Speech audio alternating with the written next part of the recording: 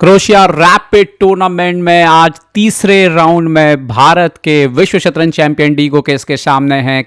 यहाँ पर भारत के ही आर प्रज्ञानंदा गुकेश जो काले मोहरों से ये मुकाबला खेलने वाले हैं। आपको बता दें कि पहले राउंड में ही इस टूर्नामेंट के वो पोलैंड के यान डूडा से पराजित हो गए, क्योंकि डूडा जो कि उनके प्रैक्टिस पार्टनर भी हैं, दूसरे राउंड में अली रेजा को हरा करके उन्होंने सरप्राइज किया है सभी को। और क्या तीसरे राउंड में वो अपना मोमेंटम बरकरार रखेंगे? वहीं पे प्रज्ञानंदा लगातार 2 बाजियां ड्रॉ खेल चुके हैं, क्या इस राउंड में जीत के साथ शुरुआत करेंगे? साथ ही साथ प्रज्ञानंदा के भारत के नंबर 1 खिलाड़ी बनने के बाद ये पहली बार है जब ये दोनों खिलाड़ी आमने सामने हो रहे हैं। और शतरंज में घटनाएं इतनी तेजी से घटित हो रही हैं कि हम को उसको पचाने का भी वक्त नहीं मिल रहा है, क्योंकि बैक टू बैक टूर्नामेंट्स हो रहे हैं। एक टूर्नामेंट खत्म होता है, दूसरा टूर्नामेंट शुरू हो जाता है, और यहाँ पर एक बार फिर से इन दोनों के बीच हमेशा बाजियाँ रोमांचक होती हैं।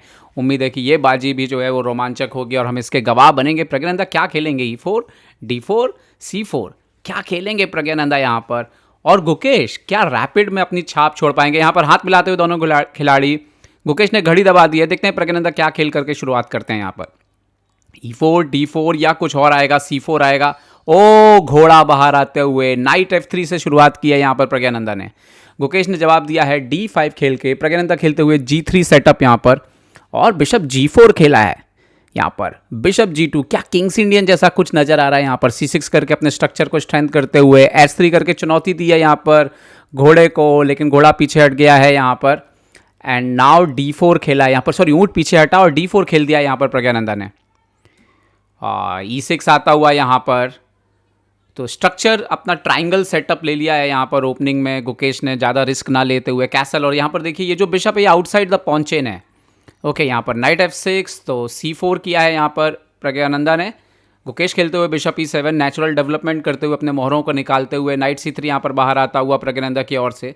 तो मोहरे तो दोनों तरह से यहाँ पर जो है खेल में शामिल होते जा रहे हैं। गुकेश ने कैसलिंग कर ली है यहाँ पर, और आप प्रज्ञानंदा ने नाइट E5 पे जंप किया। देखिए ये जो मूव है, आप देखिए ओपनिंग का रूल तोड़ा है, बिशप को अंदर रखा है अभी, तो ये इंटरेस्टिंग फेस है। नाइट D7 गुकेश बिल्कुल फॉलो कर रहे हैं, अपने मोहरों को ला रहे हैं। प्रज्ञानंदा थोड़ा आक्रामक खेलते हुए G4, बिशप G6। और क्या प्रज्ञानंदा ये इस ऊंट को मारेंगे? बिल्कुल मारने गए हैं। नाइट इंटू G6 यहाँ पर गुकेश ने खेला है H इंटू G6। अब यहाँ पर अगर आप देखें तो डबल बिशप पेयर जो है वो वाइट के पास है। प्रज्ञानंदा ने बिशप जो है डबल वो ले लिया है, क्वीन D3 लाते हुए E4 लाने की तैयारी यहाँ पर।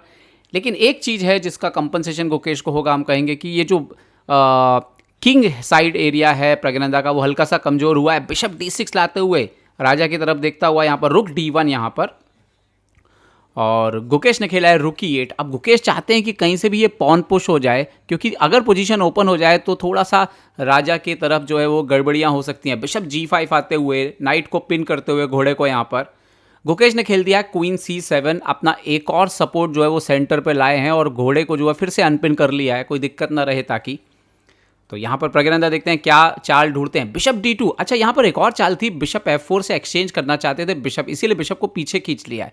लेकिन जब भी आप कोई पीस बार बार चलेंगे, सामने वाले के मोहरों को बेहतर होने का मौका मिलेगा। और यहाँ पर फिलहाल गुकेश के सारे मोहरे गेम में आते हुए C5 क्लोज करने की कोशिश है यहाँ पर, और एक्चुअली इस बिशप को शायद पीछे भेजना चाहते हैं।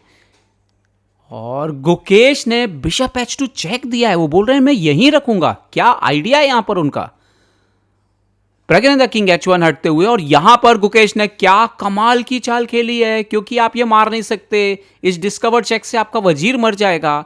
तो अगर हम देखें यहां पर तो बहुत एक इंटरेस्टिंग काम हुआ है।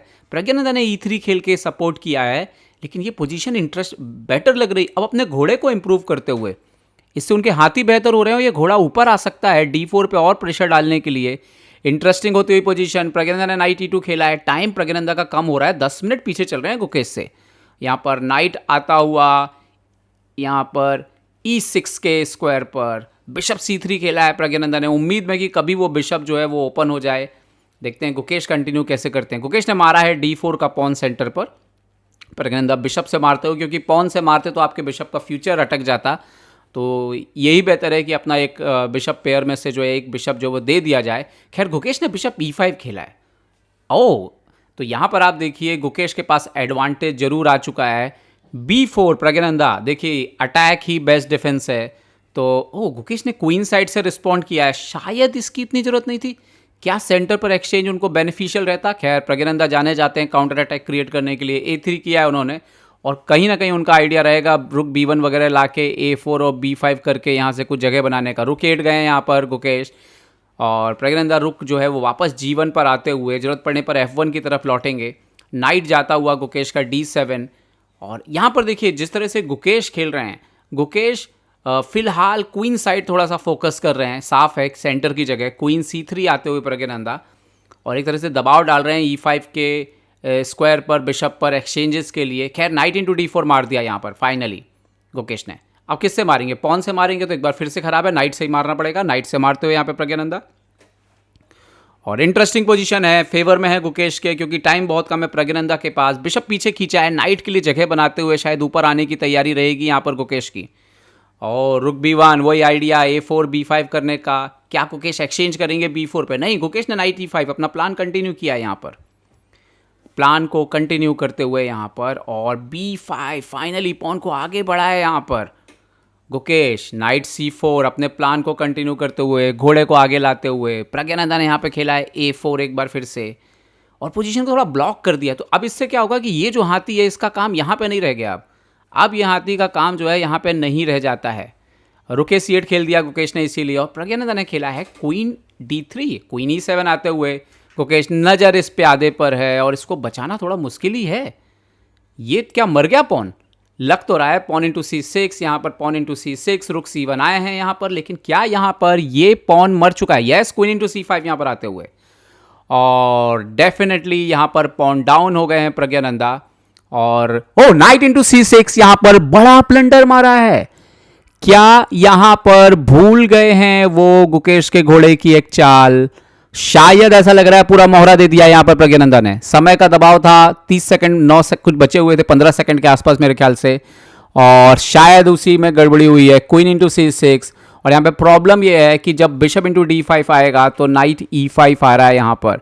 Yes, bishop into D5, but night E5 आते हुए, और अब प्रॉब्लम यह है कि अगर आप बिशप C6 मारने के लिए जाएंगे तो नाइट D3 आ रहा है, और अगर आप रुक इंटू ये मारेंगे तो रुक आ रहा है, तो यहाँ तो गेम ही चला गया। क्वीन D1 खेल दिया है प्रज्ञानंदा ने।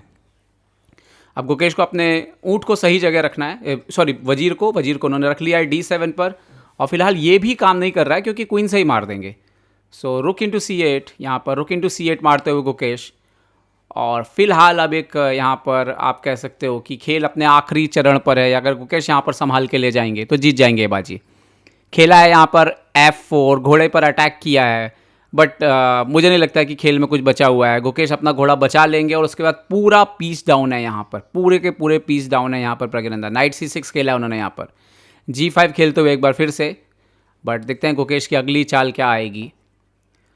और बहुत ही ये इंटरेस्टिंग फेस है गेम का, क्या होगी अगली चाल यहाँ पर? बिशप D4, कमाल की चाल है यहाँ पर।